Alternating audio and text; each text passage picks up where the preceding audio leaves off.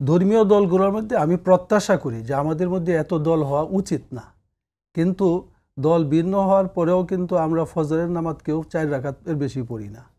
হ্যাঁ, এই ব্যাপারে কিন্তু আমাদের কিন্তু দ্বিমত হয় না। একই সাথে কিন্তু একই মসজিদে আমরা নামাজ পড়ি, অন্যান্য সব ঠিক আছে, কিন্তু ধর্মীয়ভাবে দলকে প্রতিষ্ঠিত করার ক্ষেত্রে আমাদের মধ্যে ভিন্নতা এবং ভিন্ন ভিন্ন দল হয়েছে, এটাকে আমরা অস্বীকার করি না।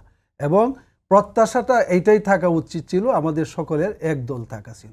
কিন্তু এই জন্য আমি এটাকে ধর্মীয় দল বলতে পারবো না, এটা ঠিক মনে করি না। দ্বিতীয়, আপনি যে বললেন যে ইদানিং মানে হেফাজতের বুট নেওয়ার জন্য বা আমরা হেফাজত বিএনপির দিকে চলে যাচ্ছি, হেফাজত এই ধরনের ঘোষণা দেয় নাই। আর হেফাজতের এই ধরনের কোনো বুট ব্যাংক নাই। হেফাজত মনে করেন দল মত নির্বিশেষে আমরা যখন শাপলা চত্বরে আসছি বা এর আগের পরে বড় বড় যে সমস্ত আন্দোলনে হাজার হাজার লাখ লাখ লোক সমবেত হয়েছে, এখানে কিন্তু আমরা বিভিন্ন দলের লোক যারা দলীয়ভাবে ভিন্ন কিন্তু হেফাজতের কাজের সহযোগিতা তারা করছে, কারণ হেফাজতের ওই দাবির সাথে তাদের একমত।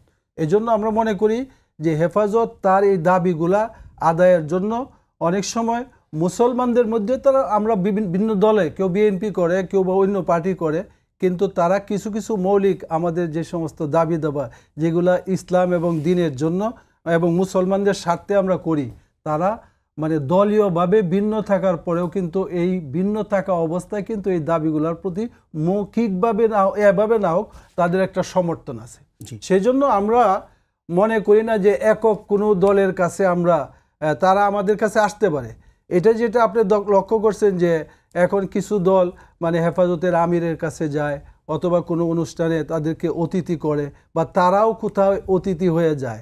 এই অতিথি হয়ে যাওয়া আসার মাঝে আমরা তো মনে করি যে দেশের অনেক সময় একজন আরেকজনের সহযোগিতার প্রয়োজন আছে এবং একজন আরেকজনের ডাকে যদি আমরা না যাই তাহলে তো আমার কথা আপনি কোনোদিন শুনবো না, আপনার কথা আমি কোনোদিন শুনবো না। সুতরাং এইটার মধ্যে আমি কোনো খারাপ কিছু দেখি না। আমি মনে করি যে আমাদের কাছাকাছি আসার জন্য এটার প্রয়োজন আছে।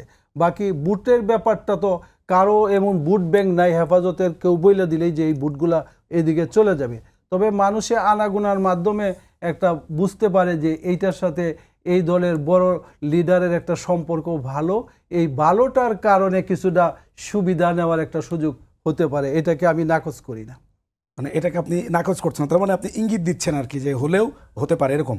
না না, মানে এই ধরনের সমঝোতা হওয়ার কোনো সুযোগ নাই, কারণ হেফাজতে ইসলামের নামে দেখেন হেফাজত যারা এখানে করে এটা বিভিন্ন দল আছে, যেই দলগুলোর সাথে কিন্তু হেফাজতের সম্পর্ক আছে এবং এই দলের বিভিন্ন নেতারা হেফাজতেরও নেতা। হ্যাঁ, দলীয়ভাবে কিন্তু তাদের ভিন্নতা আছে।